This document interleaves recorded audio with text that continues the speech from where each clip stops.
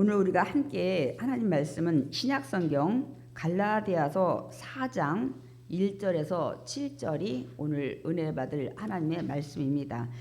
내가 또 말하노니 유업을 이을 자가 모든 것의 주인이나 어렸을 동안에는 종과 다름이 없어서 그 아버지가 정한 때까지 후견인과 청지기 아래에 있나니 이와 같이 우리도 어렸을 때 이 세상의 초등학문 아래에 있어서 종노릇 하였더니 때가 참에 하나님이 그 아들을 보내사 여자에게서 나게 하시고 율법 아래에 나게 하신 것은 율법 아래에 있는 자들을 속량하시고 우리로 그 아들의 명분을 얻게 하려 하심이라.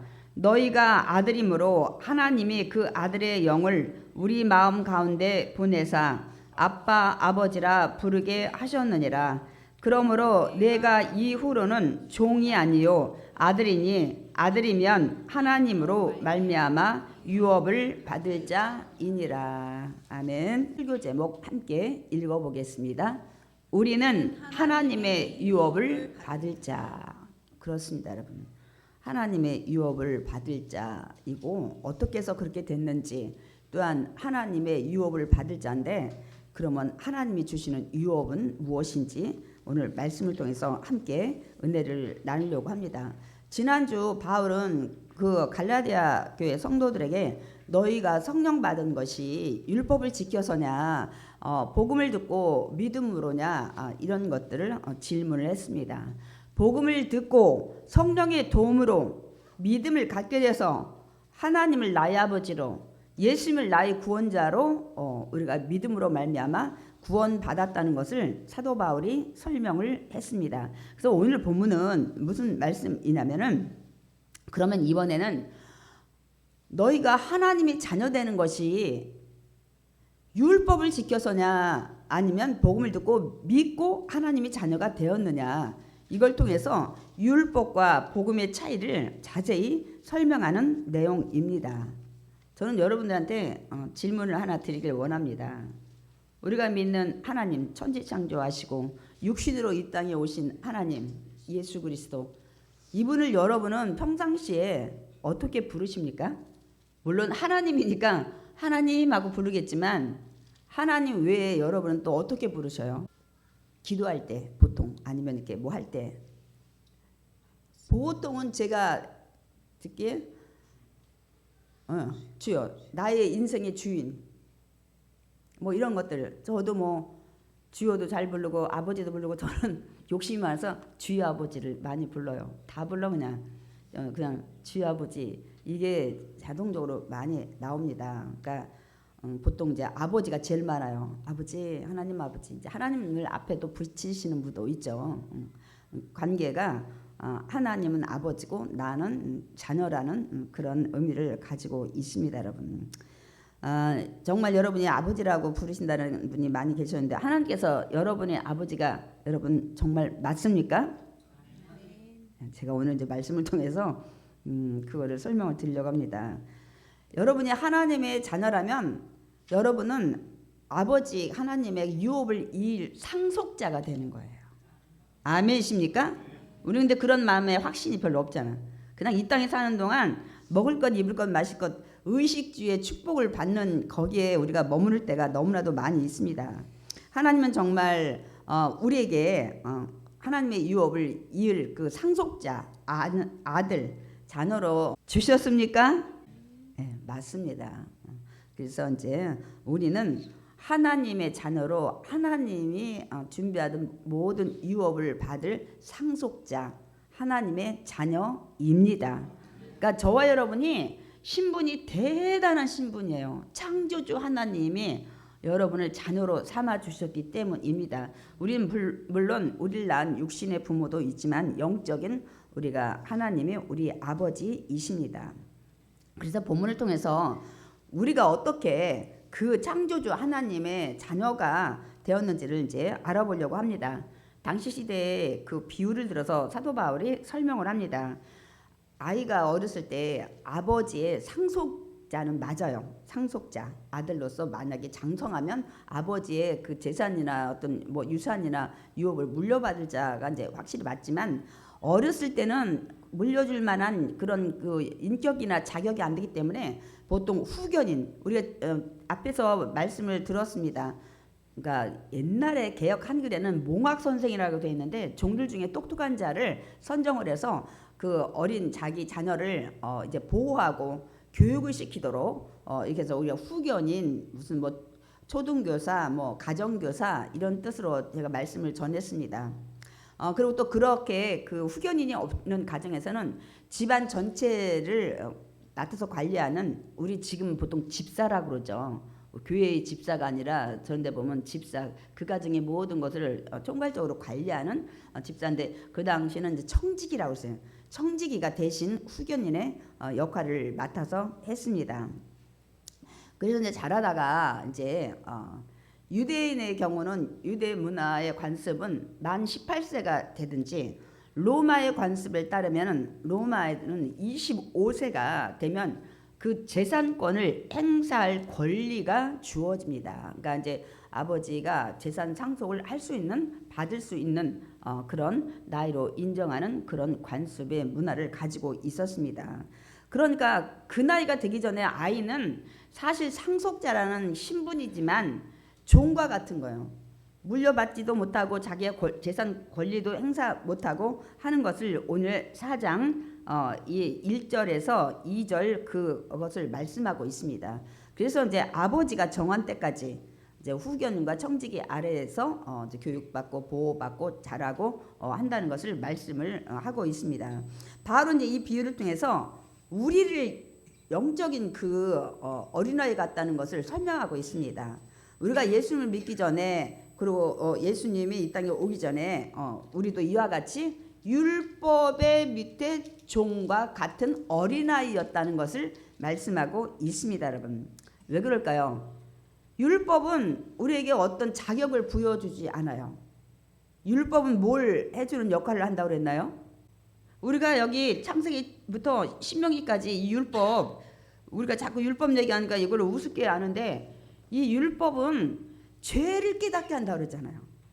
죄는 하나님이 하신 말씀에서 벗어난 것, 하나님 말씀에 순종하지 않은 것들, 모하라 이 것들 348가지 이런 것들을 245가지 이런 613가지를 주신 것이 율법인데 이걸 못하면 이게 죄라고 그랬어요. 제가 그래서 지난주에 가장 중요한 말씀했죠. 가장 큰 죄는 하나님을 믿지 않는 죄라고 그거 말씀을 드렸습니다. 그러니까 율법은 우리 죄를 깨닫게 하는 어떤 자격을 주질 않아요. 이렇게 재산권 행사한다든지 뭐 이런 것들 아니라 죄만 깨닫게 해서 그래서 죄를 깨닫고 내 죄를 내가 사함받기 위해서는 예수님께 나가야 되겠다는 이걸 깨닫게 하는 그런 인도자 초등교사 뭐 초등학문이라고 오늘 본문에는 그렇게 기록이 되어 있습니다. 그것 때문이기 때문입니다. 그래서 우리가 그러면 오늘 바울이 비유한 것처럼 이들이 재산권 행사할 그 아들의 역할을 할 수 있을 나이가 아까 유대인은 만 18세 물론 15세에 주는 아버지도 있고 하지만은 로마에는 한 만 25세 우리나라는 지금 만 20세인가요? 돼야 성인이라고 우리나라는 하죠. 그렇게 이제 하는데 이런 것들이 이제 그러면 영적으로 이런 아들의 그 자격이 될 때가 언제 나는 거예요? 언제 나는 거 우리는 그러니까 우리가 하나님의 아들로서의 모든 신분의 자격을 갖고 우리도 이렇게 활동할 수 있는 나이가 언제 나는 것을 이제 우리가 오늘 말씀을 통해서 드리려고 합니다. 그 영적인 믿음의 그 성인의 나이 그 때가 있어요. 어렸을 때는 우리도 믿기 전에는 율법 아래에서 생활합니다. 그러나 우리는 유대인이 아니기 때문에 율법이라기보다도 여러분은 태어난 대로 가진 대로 가정교육대로 나라의 법대로 법안에서 학교 교육대로 초등학문 지금 우리도 옛날에는 국민학교라고 했는데 지금 초등학교라고 하잖아요. 초등학문 이런 거에 배우고 그거 배운 토대로 인생을 살아갑니다.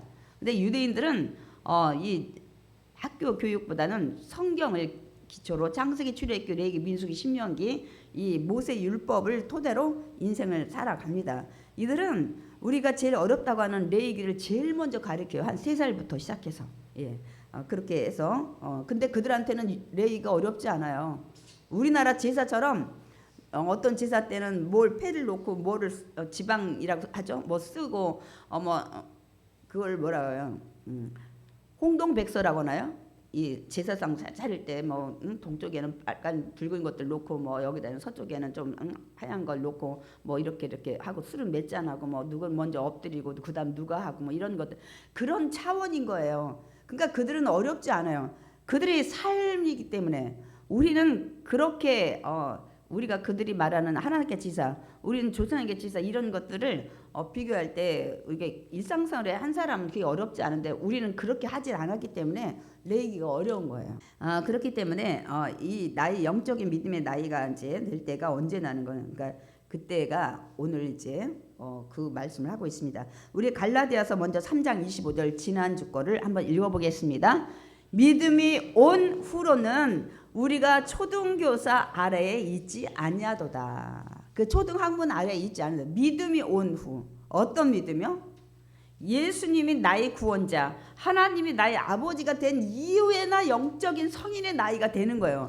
믿음이 생긴 이후요. 믿음이 생기기 이전은 초등학교야. 영적인 나이는.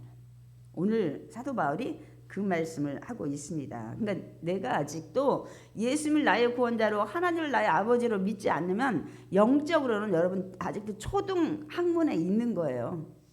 초등학생이나 같은 거예요, 여러분. 영적으로. 그러면 그 믿음이 오는 때가 언제 나는 거예요? 그렇다면 그 때가 언제 나는 거예요? 하나님 아버지가 믿음을 갖기 위해서 이 땅에 아들을 보내신 때입니다.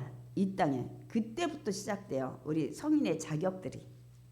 우리 오늘 본문의 갈라디아서 4장 4절 읽어보겠습니다. 때가 참에 하나님이 그 아들을 보내사 여자에게서 나게 하시고 율법 아래에 나게 하신 것은 하나님이 그 아들을 보내사 그때부터 믿음이 온 후로는 우리는 초등학문, 초등학교 그런 초등교사 밑에 있지 않게 됐다는 때를 말씀하고 있습니다. 여기 하나님이 때가 참에 우리가 신앙생활 할 때 이렇게 오늘 뭐 지금 11시 반이다 이런 거는 우리 인간의 24시간에 이거는 크로노스라고 그래요. 그러나 하나님이 정하신 때 섭리나 계획이나 주관에 이거를 카이로스라고 합니다. 그러나 우리가 신앙생활 하다 보면 하나님이 모든 것을 주관하고 계신 하나님이 때를 정하셨어요. 아브라함이 이삭을 낳을 때, 모세가 애굽으로 지도자로 갈 때, 뭐 요셉이 그다음 국무총리가 돼서 백성들을 이끌 때가 있어요. 때가. 그러나 우리는 이 크로노스 24시간만 알기 때문에 내가 작전 기도하고 그때 안 되면 기도 응답이 없다고 그래요. 우리 많이 이렇게 해서 실족합니다. 여러분이 20일을 단일 기도했어도 그 안에 안 됐어도 그걸 맡기는 거예요. 그 안에 되면 더 할렐루야고. 하나님이 모든 것을 일을 작정하신다고 그랬어요. 그래서 여러분한테 맡기셔야 돼. 근데 이 믿음이 없으면 나는 뭐 며칠 기도했는데 뭐 아침 금식했는데 뭐 철야를 몇 번 했는데 뭐 작정 기도를 며칠 했는데 응답이 없네. 응답이 없는 거는 아직 때가 안 된 거예요. 하나님이 가장 적정한 때. 하나님이 가장 적정한 때를 아십니다. 아멘. 그러니까 어린아이가 달라고 한다서 4살짜리에다 칼을 줄 수는 없어요. 칼 줄 나이 때를 기다려서 하나님은 칼을 주십니다. 여기도 때가 되네. 하나님이 정하신 때. 그러나 하나님이 정하신 때는 가장 합당한 때예요. 가장 적당한 때예요. 왜? 전지하시기 때문에. 모든 것을 앞뒤 모든 상황 모든 것들을 아시기 때문에 하나님의 그 때를 가장 좋은 때를 준비하십니다. 그러므로 여러분 기도하고 응답이 빨리 안 왔다고 낙심하지 마시기 바랍니다. 아멘. 그래서 이 하나님의 때가 참에 하나님이 가장 합당하다는 때를 적당한 때를 이제 아시고 예수님을 세상에 보냈어요. 왜 그때가 가장 합당한 때냐면 여러분 세상에 복음이 전해지려면 언어가 지금 우리 그 세계의 공통어가 뭐죠? 영어잖아요. 영어는 어느 나라 가든지 다 공통어죠. 영어만 할 수 있으면 어느 나라 가서 웬만해서 영어로 다 통하잖아요. 근데 그때의 공통어는 헬라어였어요. 이 당시는 로마 시대인데 로마 시대 바로 전에가 헬라 시대였었어요. 그래서 이 알렉산더 이때 헬라 문화가 굉장히 이 헬라어가 세상에서 가장 정교하다고 그래요. 그러나 지금은 우리 한국어도 굉장히 정교하다고 굉장히 칭찬을 많이 합니다. 한글의 위대함을 세상 사람이 많이 알고 있어요. 뭐 노라토도 노랗다, 누렇다, 뭐 센노랗다 막 이렇게 우리나라 말이 굉장히 다양하다고 표현이. 그래서 어떤 때는 때로는 배우기 때로는 힘들어요. 그냥 노랗다 하면 노랗다 하나로 끝나야 되는데 센노랗다 뭐 하여튼 여러 가지 그 표현 우리 단어 굉장히 많이 있잖아요. 형용사가. 그렇기 때문에 그런데 그때 세계 공통어가 하나로 됐어요. 헬라어로. 그러니까 복음이 전달되는데 헬라어 성경이 있으면 모든 복음이 헬라어로 되기 때문에 전달이 돼요. 그러나 그때 미리 성경이 기록된 구약 성경은 유대인들의 그 언어 히브리어로 기록이 되어 있기 때문에 알렉산드리아에서 유대인들이 모여서 이 헬라 시대에 복음을 전하기 위해서 헬라어로 구약을 이 번역을 한 게 그래서 우리가 70인역이라고 하는 거예요. 이렇게 해서 구약도 신약도 다 헬라어로 번역이 됐으니까 이것이 책이 어느 곳에 가면 다 읽을 수가 있어요. 헬라어가 공통이기 때문에 그런 이런 상황이 있었고 그다음 예수님 올 때 그다음에 로마가 제국 시대였기 때문에 웬만한 나라들을 다 통치해서 또 나가서 전쟁해서 이기면 식민지 만들고 그다음에 로마는 뭘 했냐면 로마가 이탈리아에 있으면서 어느 나라를 자기 식민지를 만들었다면 그다음부터 로마에서 그 나라 갈 수 있는 직통기를 다 만드는 거야. 그래서 우리가 옛날에 로마로 길을 통한다고 했잖아. 로마로 모든 길이 가서 이렇게 딱 통하면 다 로마로 향해져 있어. 그러니까 로마에서 복음이 전하면 온 세계에 로마로 길 뚫어진 데다가 복음이 빨리빨리 직방으로 갈 수 있게끔 된 환경을 가지고 있었어요. 또 하나는 유대인들이 율법을 지켜서 구원을 받는다고 그래서 계속 율법을 막 지키는데 너무 힘든 거예요. 그래서 예수님이 수고하고 무거운 짐진 자라 다 내게로 오라. 멍에는 쉽고 가볍다 그러잖아요. 그렇게 힘드니까 이들이 우리가 사복음서에 보면 외식하는 자들아 예수님이 굉장히 그 질책을 많이 했어요. 뭐냐면 너무 힘드니까 사람들 앞에서는 막 길게 기도하고 막 구제도 막 나팔 불고 막 하고 뒤에 가서는 기도 못하겠어. 난 더 이상 구제 못하겠어. 막 이런 형식에 빠진 외식주의가 만연을 했을 때 너희들의 그거는 구원을 받기 힘들다는 걸 알고 있을지 지쳐갈 때 하나님이 예수님을 이 땅에 가장 적당한 때 가장 합당한 때 보내셨습니다. 그 때가 참에 하나님이 아들을 이 땅에 보내신 것입니다. 우리가 아는 예수님을 보내신 거죠. 근데 우리가 좀 전에 읽었지만 하나님이 때가 참에 하나님이 그 아들을 보내사 여자에게 나게 하시고라고 말씀하고 있습니다. 하나님께서 그 아들을 왜 여자에게 보내셨을까요? 우리 이 얘기는 너무 많이 들었어요. 동정녀 마리아한테 이 땅에 오셔야 될 이유. 여기 이 중에 답이 있어요. 여자의 통해서 이 땅에 오게 한 거는 동정녀가 중요해요. 동정녀가 남자를 알지 못하는, 그러니까 남자의 어떤 원죄의 DNA를 갖고 태어나지 않는 아이가 태어나기 위해서. 그래서 처녀가 남자를 알지 못하는 동정녀가 처녀가 이게 남자를 알지 못하는 그 통해서 예수님이 이 땅에 오게 하신 거예요. 이유는 뭐냐면 예수님의 이름이 자기 백성을 자기들의 죄에서 구원할 자라는 이름을 가지고 사명받고 그리스도라는 기름 부어서 왔는데 자기가 남녀가 결혼해서 생긴 자녀로 태어나면 남자의 원죄의 DNA를 가지고 오기 때문에 죄인을 대속하지 못해요. 죄를 구원할 수가 없어요. 그러니까 흠없는 제물로 드려지기 위해서 어린 양처럼 그렇기 때문에 흠이 없는 죄가 없는 자로 오기 때문에 마리아한테 성령으로 잉태하셨어요. 성령으로. 그러니까 하나님의 능력으로 잉태를 하게 된 거예요. 남자 없이도. 그래서 여자에게 태어나게 하셔요. 그런 정말 복음이 제일 확장될 수 있는 여러 가지 환경의 요소가 됐을 때 하나님께서 보내긴 또 보내되 남녀 사이에서 태어난 게 아니라 여자에게서 오늘 태어나게 됐다고 말씀하고 있습니다. 우리 마태복음 1장에 보면 예수 그리스도의 족보가 기록되어 있습니다. 마태복음 1장 1절에 아브라함과 다윗의 자손 예수 그리스도의 계보라 이렇게 나와 있어요. 그 계보가 쭉 나와요. 14대 이렇게 하면서. 근데 2절부터 이제 그 다음부터 이제 15절까지는 모두 이 계보가 뭐냐면 어떤 아버지가 어떤 아들을 낳고 그 아들이 또 어떤 아들을 낳고 아버지가 아들 낳고 아버지가 아들 낳고 이름을 해서 여기에 쭉 기록이 되어 있습니다. 15절까지.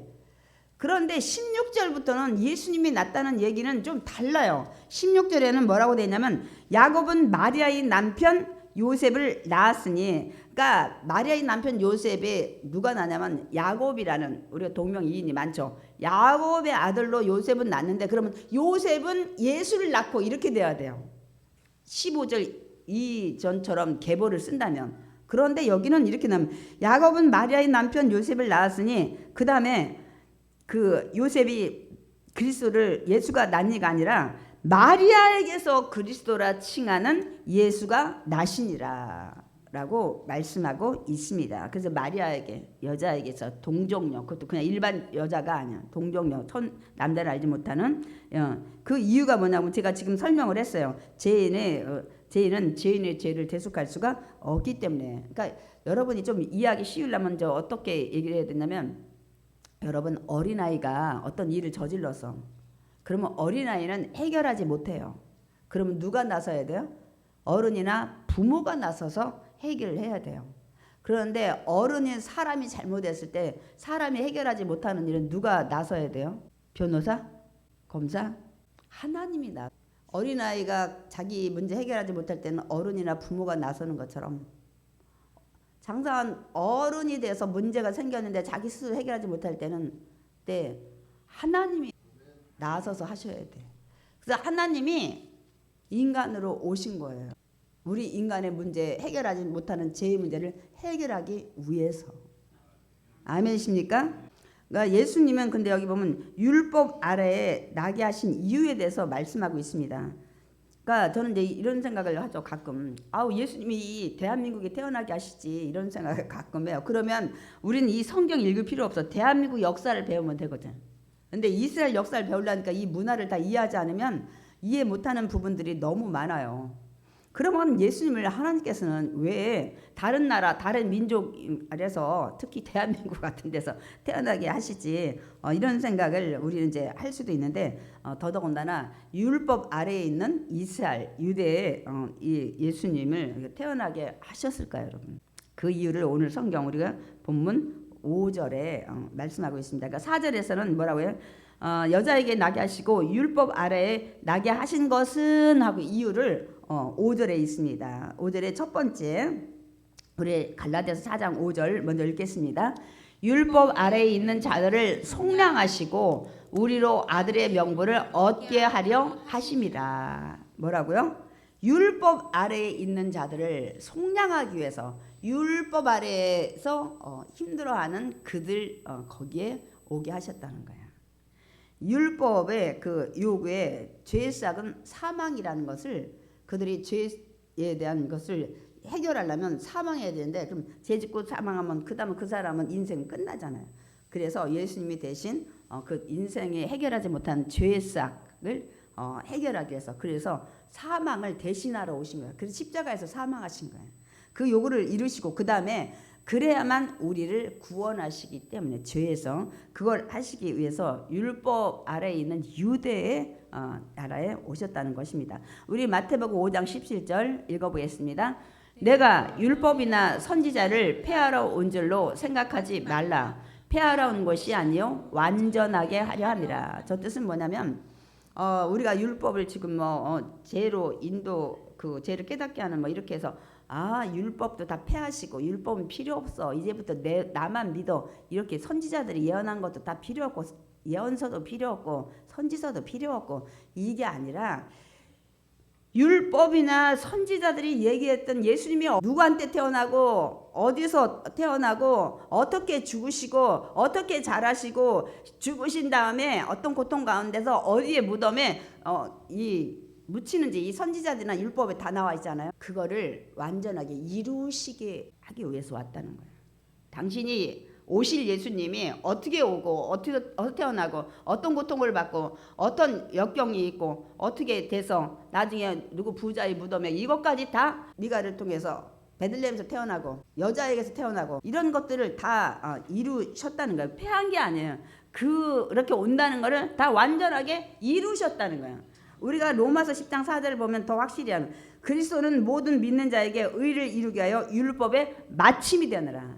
이젠 율법에 있는 것을 다 끝냈다는 거예요. 이루셨다는 거예요. 과제를 해결하셨다는 거예요. 예수님은. 아멘이십니까? 그대로 온다는 것들을 그대로 태어나시고 그대로 자라시고 그대로 고난받으시고 그대로 십자가의 저주 아래 매달리시고 그렇게 해서 십자가에 죽고 부자의 아리마대 요셉에 이렇게 된 모든 것들을 그렇게 이루셨다는 거예요. 그래서 뭐까지 하신다면 우리 마지막에 십자가의 죽음이 기독교의 핵심이라고 하는데 갈라디아서 우리 지난 주과에 3장 13절 후반을 안 했는데 한번 읽어보겠습니다.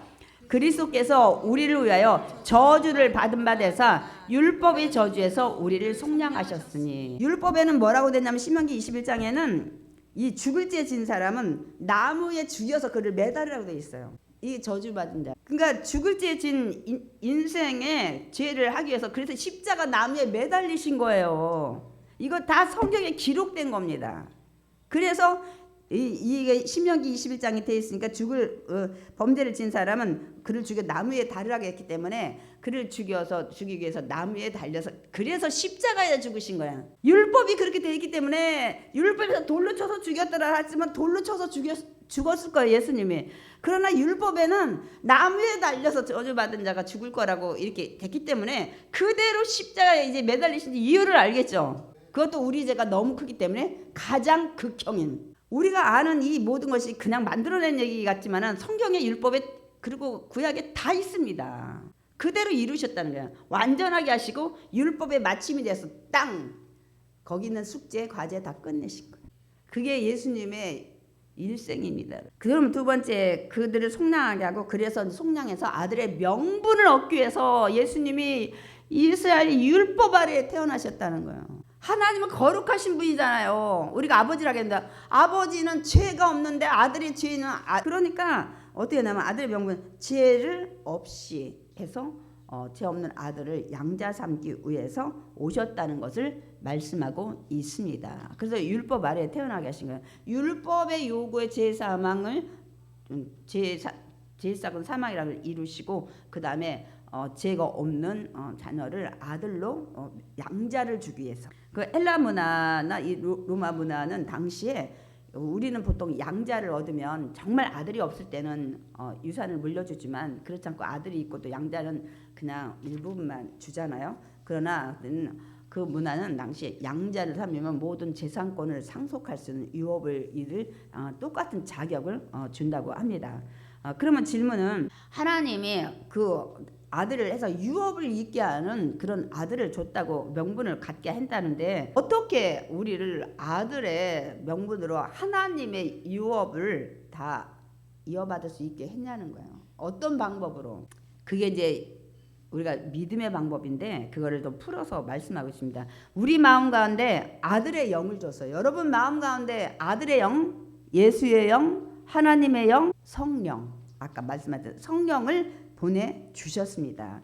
그것이 오늘 갈라디아서 4장 6절 본문에 말씀하고 있습니다. 우리 읽어보겠습니다. 너희가 아들이므로 하나님이 그 아들의 영을 우리 마음 가운데 보내사 아빠 아버지라 부르게 하셨느니라. 아들의 영을 우리 마음 가운데 성령을 하나님의 영을 예수 그리스도의 영을 주셔서 이제는 우리가 아빠 아버지. 아빠가 여기서는 옛날에 아바 이게 아람어예요. 이게 그 당시 예수님 쓸 때도 아바였어요. ABBA 아바. 그래서 세계적으로 여러분 보통 아빠는 거의 같은 아이들이 처음에 할 때 발음이 비슷해요.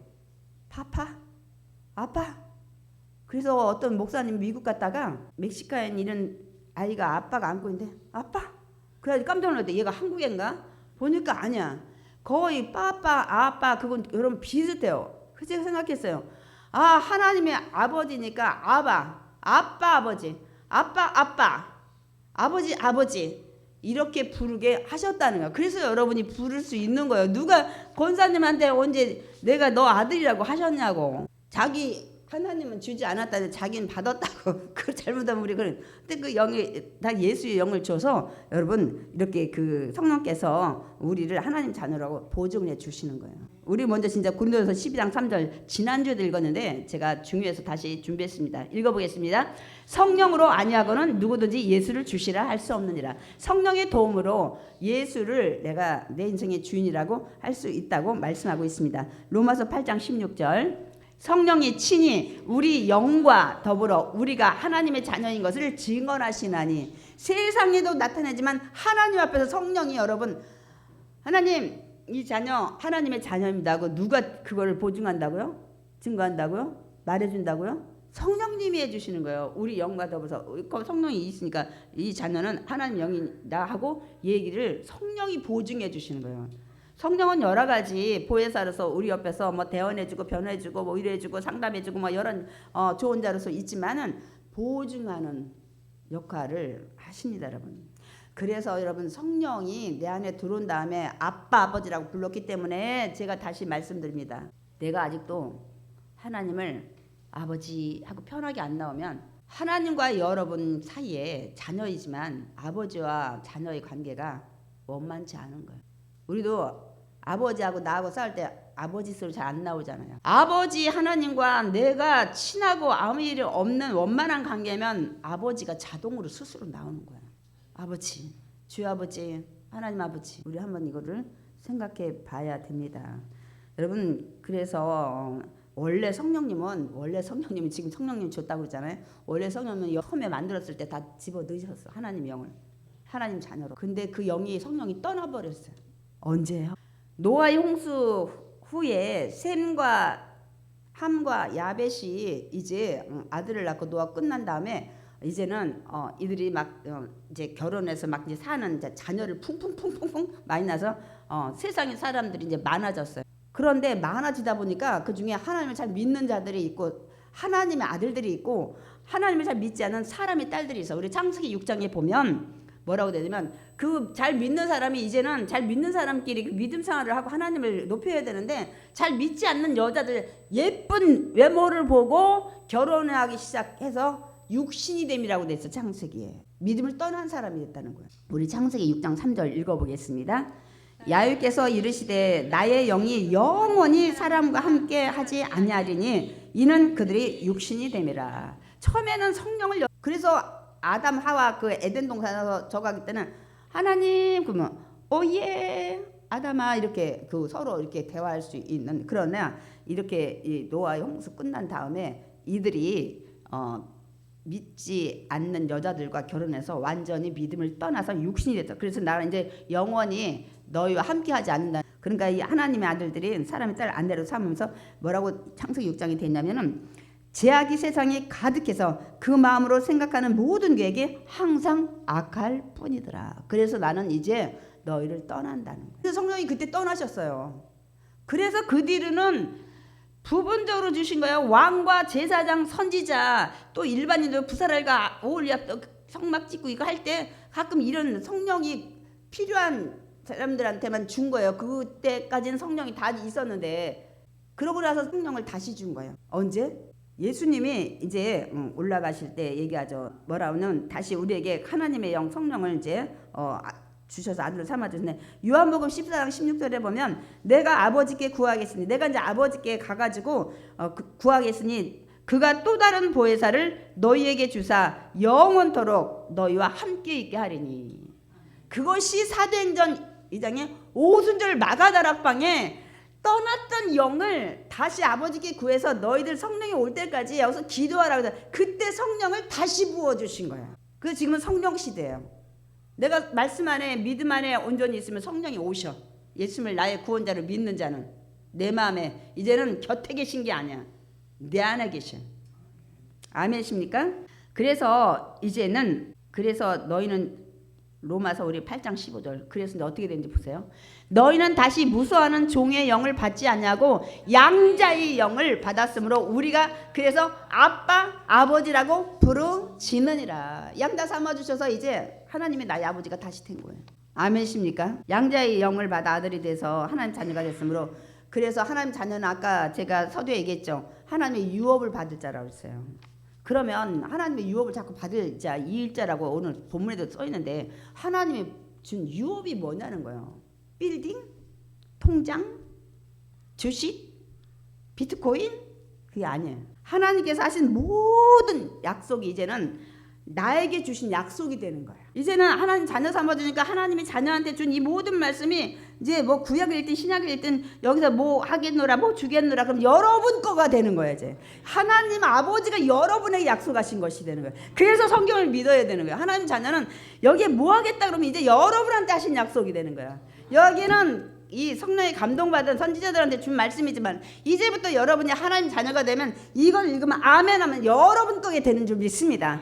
여러분에게 지키신 약속인 줄 믿습니다. 그래서 성경을 믿는 거예요. 아버지가 하신 말씀 자녀가 아멘으로 믿습니다. 아버지가 하신 말씀 다 믿습니다. 이게 믿음인 거예요. 그러니 믿어야 되는 거예요. 에이 고리타분해 호랭이 담배 피던 시절 이스라엘 역사를 내가 왜 배워? 그게 아니야. 양자 삼아주셔. 그래서 아버지가 하신 모든 약속이 여러분에게 주신 약속이 되는 거예요. 이제부터는 믿는 자에게는. 아멘이십니까? 그 다음에 두 번째 아버지가 주신 유업은 하나님이 계신 나라를 주셔서 이게 어디예요? 천국이에요. 아멘이십니까? 내가 영원히 가서 살아야 될 나라 하나님이 계신 천국을 유업으로 받는 거예요. 아멘이십니까? 그러니까 우리는 천국을 상속받게 되는 거야. 하나님 자녀가 되면. 그래서 이 땅을 떠나면 우리는 영원한 영생의 천국을 가게 되는 것입니다. 그곳에 누가 계셔요? 하나님이 계셔요. 거기서 어떻게 하는지 제가 그 계시록 21장 22장을 다 하려고 나가 다 못하고 여러분한테 정말 하나님이 계시는 우리가 유업을 받은 하늘나라가 어떤지 좀 설명하려고 그래요. 거기에 보면 뭐 성이 있는데 뭐 밤이 없고 뭐 대문도 없고 뭐 그런데 여러분이 뭐 길이 뭐 정금이고 성곽이 벽곡 모든 뭐 보석이고 뭐 문이 12개 있는데 뭐 사도 이름이 써 있고 뭐 12진주문이 여러분 그거보다는 제가 볼 때는 안 아팠으면 좋겠어. 죽지 않았으면 좋겠어. 억울한 일 없었으면 좋겠어. 가난하지 않았으면 좋겠어. 안 그래요? 아니 성으로 진주문이 뭐야? 내가 아파 꼬르르 아픈데 그게 뭐가 필요해? 1000억이면 뭐 필요해? 그래서 제가 다른 말씀 다 빼고 요한계시록 21장 3절에서 4절 말씀을 준비했어요. 우리 천국 아버지 계신 나라 유업을 받는 그곳에 어떤 일이 있는지 우리가 보겠습니다. 우리 계시록 21장 3절 4절 읽겠습니다. 보라 하나님의 장막이 사람들과 함께 있음에 하나님이 그들과 함께 계시리니 그들은 하나님의 백성이 되고 하나님은 친히 그들과 함께 계셔서 모든 눈물을 그 눈에서 닦아주시니 다시는 사망이 없고 애통하는 것이나 곡하는 것이나 아픈 것이 다시 있지 아니하리니 처음 것들이 다 지나갔음이러라. 이 땅에서 받는 고난 역경 다 지나가서 없더라. 이걸 유업으로 받아요. 이걸 유업으로 받아요. 이곳에 가게 돼요. 내가 하나님이 자녀가 되면 얼마나 기쁘십니까? 여러분의 믿음은 이 땅에서 축복받는 물질의 축복, 건강의 축복, 자녀의 축복, 형통 여기서 끝나 믿음이.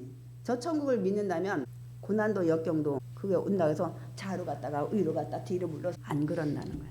이걸 내가 유업으로 받는 난 자녀다 생각하면 그 고난도 역경도 뛰어넘어서 그곳을 우리 신앙의 목적은 십자가보다는 십자가를 뛰어넘는 천국인 줄 믿습니다. 아멘. 그 믿음이 있어요. 제가 요한계시를 하면서 우리 권사님도 얘기했지만 더 확실히 알았으면 좋겠다. 저도 성도들한테 더 확실히 이 믿음까지 가야 돼.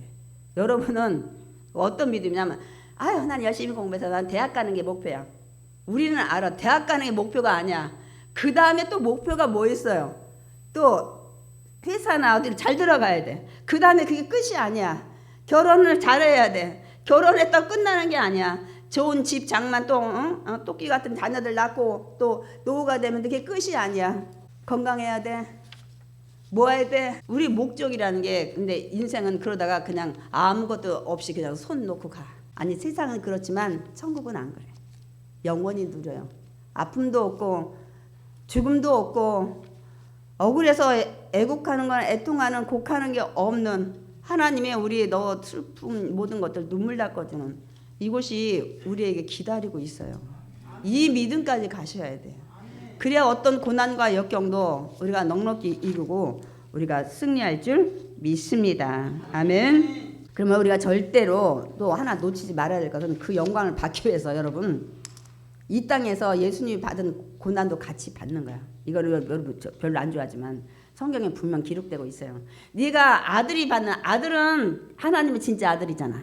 그러나 우리는 양자잖아. 그러나 아까 문화가 양자나 아들이나 똑같은 재산 유업 상속 받는다 그랬잖아. 그래서 이 땅에서도 어떤 고난이냐면 예수님을 떠날 만한 고난이 왔을 때, 질병이 왔을 때, 역경이 왔을 때 그 고난, 아니면 나를 예수 믿는 거 부인한다고 하면 죽인다고 할 때 이런 모든 것들을 여러분 이기셔야 돼. 그래야 지금 우리 말했던 천국을 유업으로 받을 줄 믿습니다. 아멘. 우리 로마서 8장 17절 읽겠습니다. 자녀이면 또한 상속자 곧 하나님의 상속자요 그리스도와 함께한 상속자니 우리가 그와 함께 영광을 받기 위하여 고난도 함께 받아야 할 것이니라. 이 땅에서 예수님은 우리를 구원하기 위해서 십자가에 돌아서 그 고난이지만 우리는 뭐 십자가에 죽을 사람도 있을 수는 있겠지만은 그 고난 아니야. 우리 성경에서는 분명 말씀하고 있어요. 이 고난이 어떤 거냐면 예수를 증언하는데 막 핍박할 때 아버지가 핍박, 누가 핍박 이것 이기셔야 돼. 그 다음에 또 우리가 말씀 때문에 말씀대로 우상에 절하지 말아서 안 하려고 그랬더니 막 순교해 많이 있습니다. 여러분 이런 고난을 이겨야 된다는 건 또 우리가 마지막 때 이제 7년 환난되고 이제 적그리스도 예수님을 대적하는 자가 이제 어느 나라 대선가 일어날 거예요. 일어났을 때 그 사람이 나한테 경배에 신상 세워놓고 절하면 내가 네 카드 줄게 물건 살 수 있는 이런 것들을 줄 때 그 사람 그 신상에다 절을 안 하면 물건 살 만한 매매는 그러면서 줄 수가 없어. 그래서 거기다 신상에 절하면 이마나 오른팔에 용용용 이렇게 찍어져요. 너는 나한테 절한 자야. 여기서 이기셔야 돼. 성경 분명히 얘기했어요. 여기서 이기셔야 이제 예수님 재림하시면 천년왕국 될 때 그리스도와 함께 왕의 노릇한다는 거예요. 여러분은 천국 가면 다 왕 노릇한다고 생각하는데 천년 동안 먼저 그리스도와 하나님과 그리스도와 함께 제사장이 노릇하면서 왕권을 갖는다. 왕 노릇을 할 것이라고 말씀하고 있습니다. 여러분 그리스도와 더불어 왕 노릇하리라. 그리고 계시별장에 보면은 또 이거를 그 다음에 이런 천년 왕국이 끝나고 한 번 더 마귀가 한번 요동을 치고 난 다음에 그 다음에 우리는 새 예루살렘과 그 천국에 가게 돼요. 그러니까 이 고난 여러분 이기셔야 돼. 이제 어떤 고난이 우리가 마지막 사는 사람은 666을 맞이하겠지만은 그건 언제인지 몰라요. 우린 거기까지 안 보더라도 그 안에 예수님 말씀 증거하고 증거하는 것도 귀찮아하잖아. 한 번도 증거하고 아는 사람이 있잖아. 그러면 안 돼. 그리고 그것 때문에 핍박받는다 해서 교회 안 나오고 귀찮아 남들이 어쩌고 저쩌고 뭐 교회에 뭐 성도가 어쩌고 저쩌고 다 필요 없어요. 여러분 일단 가는 거예요. 그냥 가는 겁니다. 천국에 가서 유업을 받을 우리는 자격을 가진 그런 아까 읽은 계시록 21장 3절 4절 같은 데를 하나님 기다리고 이거 막 성곽이 막 벽옥이 되든 뭐 기초 뭐 진주가 됐든 그게 막 정금이 됐든 그건 둘째치고 우리가 이 땅에 너무 고난이라고 생각하는 모든 것이 없는 곳에 가야 될 거 아니야. 그것도 영원히 아멘이십니까? 저는 이제 말씀을 마치겠습니다. 그러니까 유대인들이 율법을 지켜야 구원받는다. 이거는 율법은 우리를 의롭게도 못해. 구원도 못해. 성령을 주지도 못해. 그리고 하나님 자녀 되게도 못해. 또 천국을 상속을 주지도 못해. 그래서 빈 창고와 같아 율법은. 그러나 복음 예수님이 십자가에 나이에 죽었다는 이것을 믿는 자는 의롭게 돼. 구원받아. 성령이 내 마음에 오셔. 그리고 하나님 자녀 돼. 양자로. 그 다음에 아까 읽은 천국을 유업으로 받을 자가 되는 것입니다. 아멘.